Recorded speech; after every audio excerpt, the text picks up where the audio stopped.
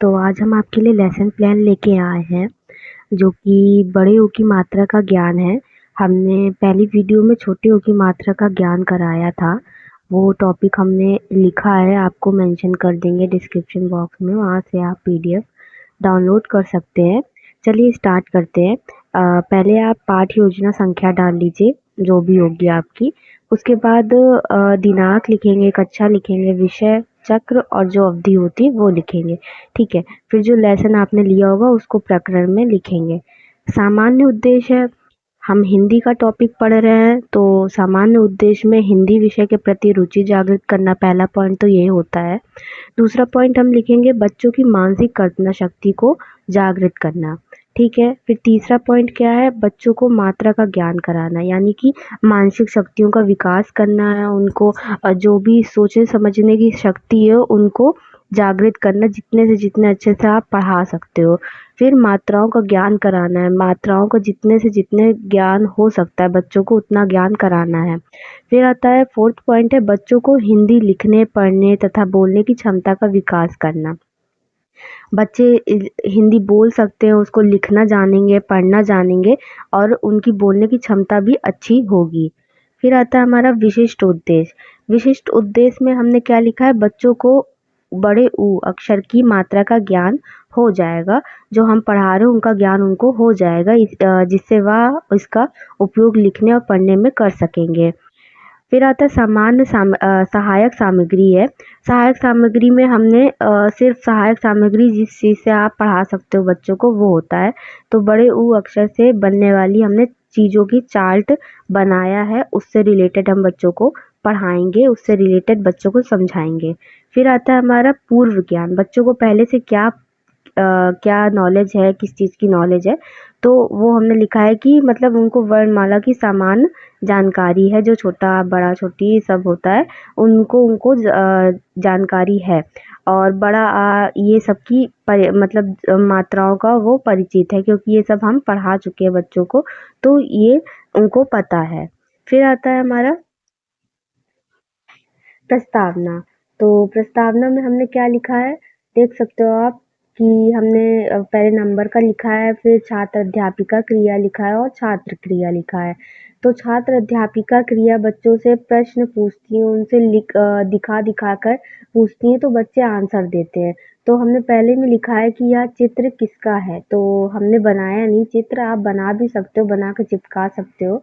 तो हमने सूरज का चित्र लिया है हाथ में और बच्चों को दिखाते हुए पूछ रहे हैं ये किसका चित्र है, तो बच्चे कहेंगे ये सूरज का चित्र है। ठीक है, फिर आता है सेकंड पॉइंट है सूरज में कौन कौन से अक्षर हैं, तो बच्चों को अक्षर का ज्ञान है, तो बच्चे बताएंगे सा रा जा। ठीक है, उसके बाद आता है थर्ड पॉइंट में हम पूछते हैं सा अक्षर पर कौन सी मात्रा लगी है, तो अभी उनको ज्ञान नहीं है, वो समस्यात्मक प्रश्न उनके लिए हो जाएगा, क्योंकि अभी ऊ की मात्रा हम बच्चों को सिखा रहे हैं।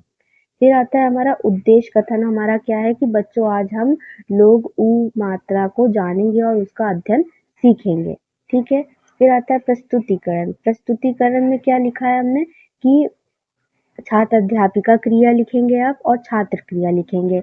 इसमें हमने बताया है कि बच्चों सूरज शब्द में शा अक्षर पर बड़े यू की मात्रा लगी है। हम ये बच्चों को बता रहे हैं कि कैसे क्या समझ में आएगा बच्चों को कि सा पे कौन सी मात्रा लगी है, उस हिसाब और चिन्ह बता रहे हैं उनको कि कैसा चिन्ह होता है मात्रा का। फिर हमने उससे प्रदर्शित किया चिन्ह से।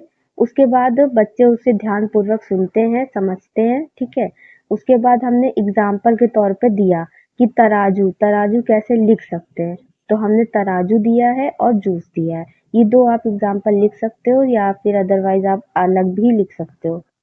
उसके बाद फिर हमने श्याम पट लिखा है, तो हमने ये पेंसिल से बनाया। आप यहाँ पर चार्ट जो ब्लैक कलर का होता है उसको चिपका के उसको उसके ऊपर लिखना रहता है।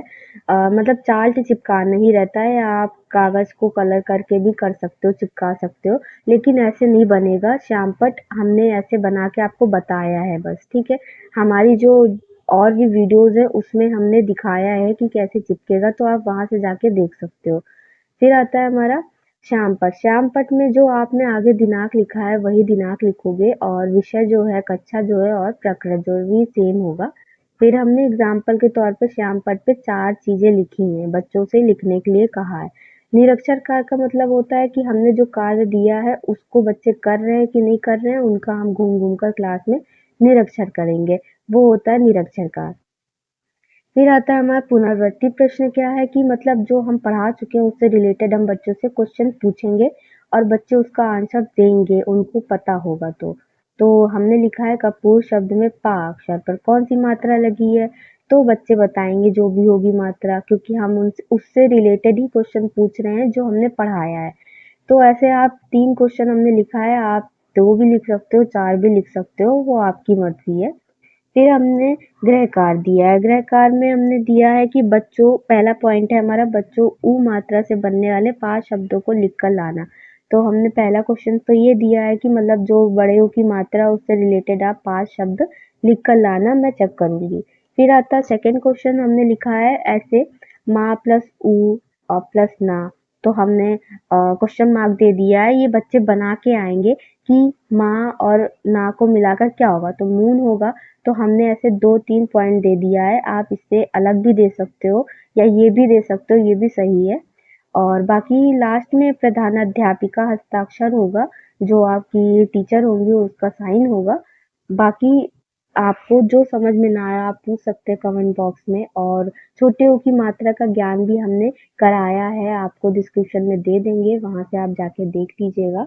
और यहाँ पर जो हमने ये मात्रा का लिखा था, हमने पूर्व ज्ञान का आ, इ, ई, इसका भी हमने वीडियो बनाया है, तो इसको भी हम आपको डिस्क्रिप्शन बॉक्स में दे देंगे, वहाँ से आप जाके देख लीजिएगा।